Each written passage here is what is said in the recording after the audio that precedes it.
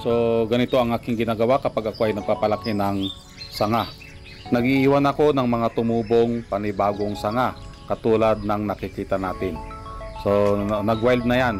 Yan yung pina-wild natin para mabilis tayong magpalaki ng sanga katulad din ito, yan, and then ito. Okay? So lahat ng mga yan ay may mga purpose. Okay?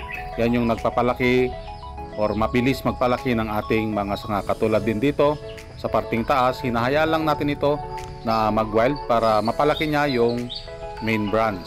At tatanggalin din natin ito pag nakuha na natin yung gusto nating taba sa main branch. At ito ay isang kamuning tulis. At alam natin na ang kamuning tulis, isa ito sa pinakamabagal na bonsai materials. Sundan nyo lang yung aking ginawa para mabilis kayong makapagpalaki ng sanga. So